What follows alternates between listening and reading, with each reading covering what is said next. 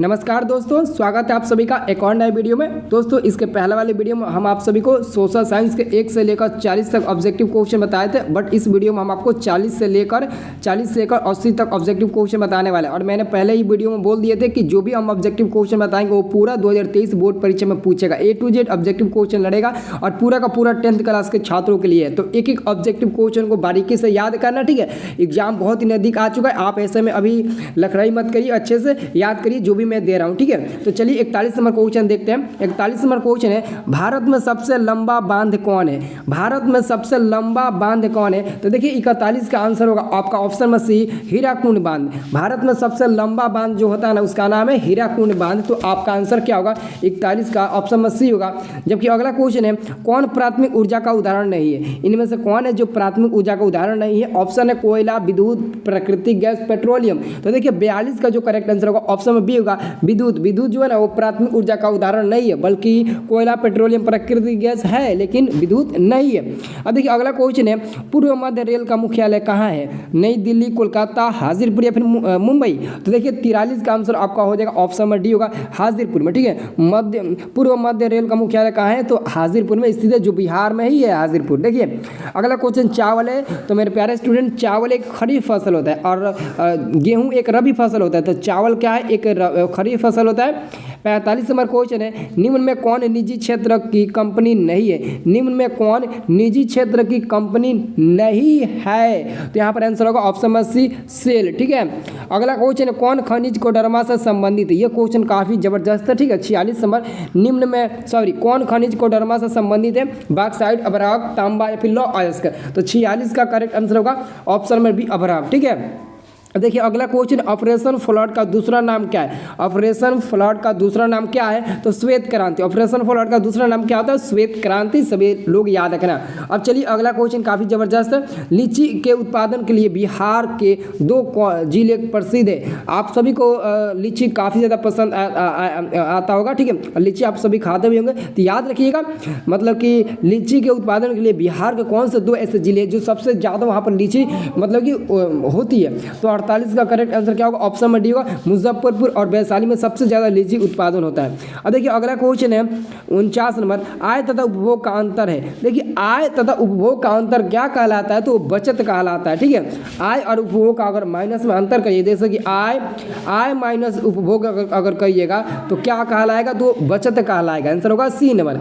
अब देखिए अगला क्वेश्चन है, अगला आपका क्वेश्चन है 50 नंबर। 50 नंबर प्रश्न है, इनमें से कौन व्यापारिक बैंक की जमा प्रकार नहीं है? इनमें से कौन व्यापारिक बैंक की जमा का प्रकार नहीं है? तो 50 का बिल्कुल करेक्ट आंसर क्या होगा? ऑप्शन में डी होगा, आवर्ती जमा, ठीक है। चलिए अब देखिए अगला क्वेश्चन है आपका 51 नंबर। 51 नंबर प्रश्न कहता है ना कि पूंजी बाजार में किस प्रकार के ऋणों का लेन देन होता है? पूंजी बाजार में किस प्रकार के ऋणों का लेन देन होता है? तो 51 का करेक्ट आंसर क्या होगा? देखिए मेरे प्यारे स्टूडेंट 51 का, चलिए हाँ, वेरी गुड, बहुत बढ़िया। 51 का आंसर होगा सी नंबर, अल्पकाल और दीर्घकाल दोनों होगा, ए और बी दोनों होगा। आंसर होगा आपका सी नंबर, ठीक है। अब देखिए अगला क्वेश्चन है, किसने कहा ग्राहक हमारी दुकान में आने वाले सबसे महत्वपूर्ण व्यक्ति है? वह हम पर निर्भर नहीं है, हम उन पर निर्भर। ये तो 100% बात सही है कि अगर आप दुकान की हैं तो आपके दुकान में ग्राहक जो जाएंगे ना वो सबसे महत्वपूर्ण है, ठीक है। तो ये किस व्यक्ति ने कहा है कि किसने कहा ग्राहक हमारी दुकान पर आने वाला सबसे महत्वपूर्ण व्यक्ति है? वह हम पर निर्भर नहीं है, हम उन पर निर्भर है। तो 52 का करेक्ट आंसर होगा ऑप्शन में सी, महात्मा गांधी जी ने कहा था, ठीक है। यह बात महात्मा जी की काफी अच्छी लगी, ठीक है। अब देखिए अगला क्वेश्चन है 53 नंबर, इनमें से कौन गैर आर्थिक आधारभूत संरचना का घटक है? इनमें से कौन गैर आर्थिक आधारभूत संरचना का घटक है? तो 53 का करेक्ट आंसर है ऑप्शन नंबर बी होगा, वित्त, ठीक है। अब देखिए अगला क्वेश्चन आपका 54 नंबर प्रश्न है, इनमें से ऊर्जा का गैर पारंपरिक स्रोत कौन है? इनमें से ऊर्जा का गैर पारंपरिक स्रोत कौन है? ज्वारीय ऊर्जा, पेट्रोलियम, कोयला या फिर प्राकृतिक गैस? तो 54 का करेक्ट आंसर होगा ऑप्शन नंबर ए होगा, ज्वारीय ऊर्जा, ठीक है। अब देखिए अगला क्वेश्चन है, गोंडवाना समूह के कोयले का निर्माण कब हुआ था? देखिए गोंडवाना समूह कोयले का निर्माण लगभग 20 करोड़ वर्ष ना, हाँ करोड़ होगा, ठीक है। 55 का आंसर होगा। देखिए देखिए इस क्वेश्चन में थोड़ा डाउट है, ठीक है। इस क्वेश्चन में हमको थोड़ा डाउट लग रहा है। बहुत जगह पर ना 20 करोड़ वर्ष पूर्व दिया है और कितने जगह 25 करोड़, यानी कि ये ऑप्शन ए होना चाहिए, लेकिन आंसर दिया 20 लाख वर्ष पूर्व, ठीक है। बट इसका आंसर अभी कंफर्म करके हम आपको कमेंट बॉक्स में बता देंगे। अभी कंफर्म नहीं है, क्योंकि इस क्वेश्चन में हम भी ज़्यादा कंफ्यूज हैं कि लाख नहीं होना चाहिए, करोड़ ही होना चाहिए, ठीक है।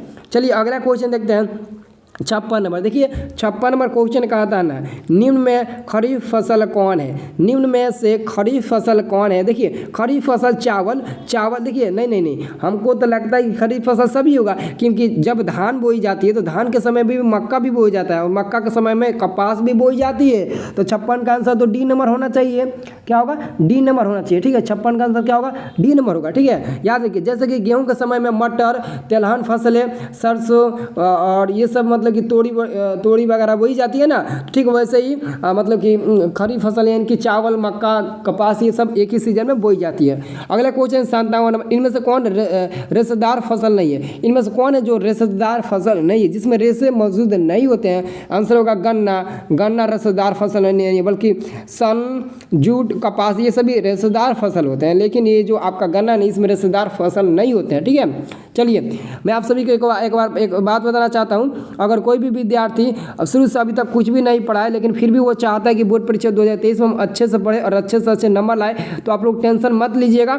हमारे चैनल को सब्सक्राइब कर लीजिएगा और साथ में हमारी इस वीडियो को लाइक करिएगा और डेली हमारा वीडियो देखिएगा। हम डेली शाम 6:30 बजे से क्लास चलाते हैं। आप डेली शाम 6:30 बजे क्लास करिएगा, ठीक है। और एक और महत्वपूर्ण बात, ठीक है, मेरे पास ऑलरेडी इंग्लिश छोड़कर बाकी 5 विषय का 150 रुपये का PDF है, आप लोग ले लीजिएगा, ठीक है। Math, science, social science, Sanskrit, Hindi, व्याकरण और मतलब कि जैसे कि 3 विषय का नहीं देंगे। जैसे कि मैं आपको बता देता हूँ किस किस विषय का आपको PDF मिलेगा। साइंस का मिलेगा, सोशल साइंस का मिलेगा, संस्कृत का मिलेगा, हिंदी का मिलेगा, व्याकरण का मिलेगा, मैथ का मिलेगा, निबंध मिलेगा, ठीक है।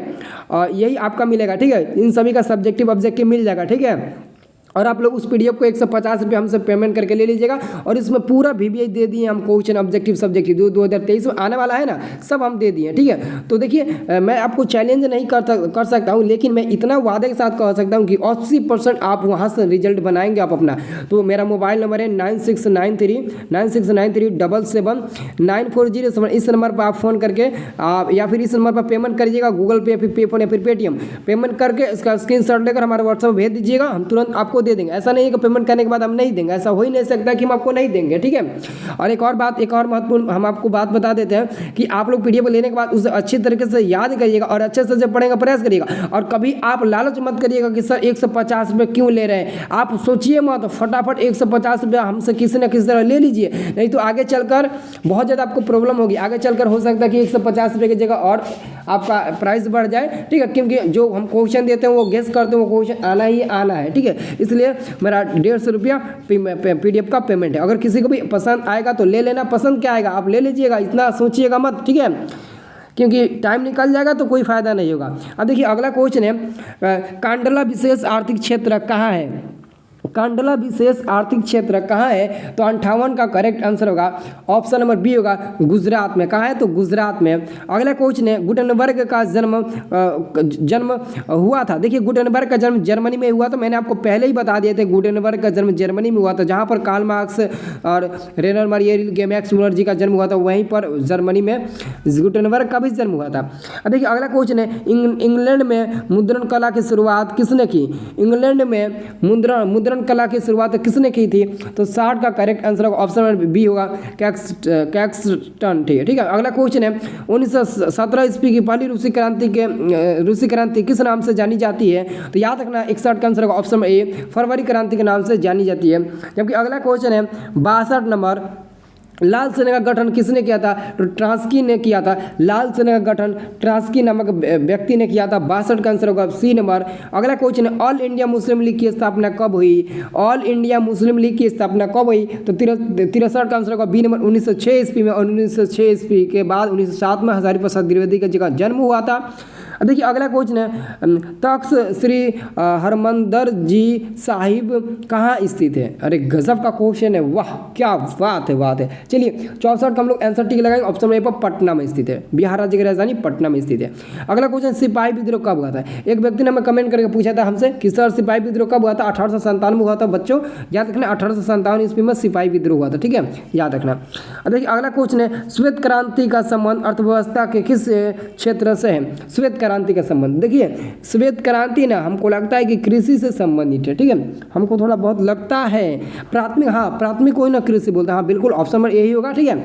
चलिए अगला क्वेश्चन है 67 नंबर, बिहार दिवस कब मनाया जाता है। बिहार दिवस कब मनाया जाता है, तो 67 का आंसर ऑप्शन नंबर बी, 22 मार्च को बिहार दिवस मनाया जाता है, ठीक है, 22 मार्च को बिहार दिवस मनाया जाता है। अगला क्वेश्चन 68 नंबर, सबसे बड़े पशु मेला का आयोजन किया जाता है। देखिए बिहार में ही सोनपुर में सबसे मतलब कि बड़ा मेला पशु के लिए लगता है, ठीक है, जहाँ पर बिक्री वगैरह होता है, ठीक है। आप सभी को पता होगा सोनपुर में बैल मतलब कि ज़्यादा बैल की मेला लगती है, ठीक है, वहाँ पर मतलब कि बैल नहीं बल्कि सब पशु पक्षी आते हैं वहाँ, वहीं से खरीदारी वगैरह होता है, मेला लगता है एक प्रकार का, ठीक है। चलिए अगला क्वेश्चन, सासाराम में किस ऐतिहासिक शासक का मकबरा स्थित है। बहुत ही इंपोर्टेंट क्वेश्चन है, सासाराम में किस ऐतिहासिक शासक का मकबरा स्थित है। तो मैं आपको बता दूं 69 का आंसर होगा option number C, Sher Shah Suri का, ठीक है। अगला क्वेश्चन है, फ्लाइंग शटल मशीन का आविष्कार किसने किया। फ्लाइंग शटल मशीन का आविष्कार किसने किया। 70 का करेक्ट आंसर होगा ऑप्शन नंबर बी, जॉन के, ठीक है, जॉन के नामक व्यक्ति ने किया था। देखिए अगला क्वेश्चन है, दुर्गापुर स्टील प्लांट किस राज्य में स्थित है। दुर्गापुर स्टील प्लांट किस राज्य में स्थित है। तो हमको लगता है कि झारखंड छोड़कर, नहीं झारखंड, पश्चिम बंगाल, सॉरी हमको लगता है झारखंड। इसका आंसर क्या होगा, ऑप्शन नंबर सी होगा, पश्चिम बंगाल। अगला क्वेश्चन है, सेडान का युद्ध कब हुआ था। सेडान को 1970 ईस्वी में शायद हुआ था, ठीक है। 72 का आंसर क्या होगा, ऑप्शन नंबर बी होगा। अब देखिए अगला क्वेश्चन है 73 नंबर, हिगेल कौन था। हिगेल एक दार्शनिक था। 73 का आंसर होगा सी नंबर, हिगेल एक दार्शनिक था, ठीक है। चलिए अगला क्वेश्चन देखिए, अगला क्वेश्चन है आपका, अगला क्वेश्चन है 74 नंबर। देखिए 74 नंबर क्वेश्चन है, मार्च 1946 ईस्वी में फ्रांस एवं वियतनाम के बीच होने वाला समझौता किस नाम से जाना जाता है। मार्च 1946 ईस्वी में फ्रांस एवं वियतनाम के बीच होने वाला समझौता किस नाम से जाना जाता है। तो 74 का आंसर क्या होगा, option number B correct answer होगा, हनोई समझौता। और 1954 ईस्वी में होने वाले समझौते को एक 1954 में भी समझौता हुआ था जिसको हम लोग जेनेवा समझौता का नाम से जानते हैं, और हनोई समझौता 1946 में हुआ था। अभी मैंने आपको ये क्वेश्चन बताया, ठीक है। चलिए अगला क्वेश्चन है, बंगाल विभाजन कब निरस्त किया गया। बंगाल विभाजन कब निरस्त किया गया। तो 75 का आंसर होगा, 75 का आंसर होगा ऑप्शन नंबर बी 1911 ईस्वी में। जबकि अगला क्वेश्चन है, किस भूकंपीय तरंग की गहनता सबसे कम होती है। यानी कि गहनता सबसे कम किस भूकंपीय तरंग की होती है। 76 का आंसर होगा ऑप्शन नंबर सी, एल तरंग की होती है, ठीक है। देखिए अगला क्वेश्चन है 77 में, 77 नंबर क्वेश्चन है, कुल जल का कितना प्रतिशत भाग महासागरों में है। तो सबसे जो ज़्यादा होगा उसी पर आप लोग टिक लगाइए। तो इसमें सबसे ज़्यादा है 97%। तो आप लोग ऑप्शन में 97 पर टिक लगा देना, ठीक है, बिना सोचे समझे आप ऑप्शन में डी पर टिक लगा देना, ठीक है, कोई भी डाउट नहीं है, ठीक है, क्योंकि मात्र इसमें से 3% ऐसा पानी है जो मतलब कि पीने के लिए अवेलेबल है, ठीक है। नहीं देखिए पीने के लिए अवेलेबल है और उसमें भी कुछ बर्फीला भी हो जाएगा, ठीक है। तो याद रखना अगला क्वेश्चन है, बिहार की किस नदी घाटी परियोजना नहीं है। बिहार की किस नदी घाटी परियोजना नहीं है। 78 का आंसर होगा, 78 का भी डी ही होगा, पुनपुन नदी पर, ठीक है, आंसर क्या होगा 78 का भी डी ही होगा, ठीक है। जबकि अगला क्वेश्चन है 79 नंबर क्वेश्चन है, रबी फसल है। देखिए रबी फसल, सॉरी गेहूँ एक रबी फसल होता है, ठीक, उल्टा मैंने बोल दिया। तो गेहूँ एक रबी फसल होता है, आंसर होगा बी नंबर। अगला क्वेश्चन है, बलवंत राय मेहता समिति का संबंध इनमें से किससे है। तो पंचायती राज व्यवस्था से। पंचायती राज व्यवस्था की शुरुआत सबसे पहले राजस्थान से किया गया था, और बलवंत राय मेहता समिति का संबंध पंचायती राज व्यवस्था सही है। तो मैंने आपको टोटल ऑब्जेक्टिव ऑफ बता दिया, ठीक है। तो आप लोगों को क्या लगता है, आप लोगों को पूरा ऑब्जेक्टिव क्वेश्चन याद हो गया। अगर याद हो गया तो कमेंट सेक्शन में कमेंट करके बताइए, नहीं याद हुआ तो भी फिर कमेंट करके बताइए, ताकि और अच्छे से आपको बताऊंगा और एक और मतलब कि तरीका आप लोगों को अपनाऊंगा अच्छे से याद करने के लिए, ठीक है। तो सभी लोग वीडियो को लाइक करिए, चैनल को सब्सक्राइब करिए, चाहे किसी भी तरह आपको चैनल को सब्सक्राइब करना है, तभी आप हमेशा हमारे साथ जुड़े रहेंगे, हमेशा क्लास कर पाएंगे, ठीक है। याद रखना इस बात को, ठीक है। चलिए धन्यवाद, थैंक यू सो मच, मिलते हैं अगले वाले वीडियो में, तब तक के लिए जय हिंद जय भारत।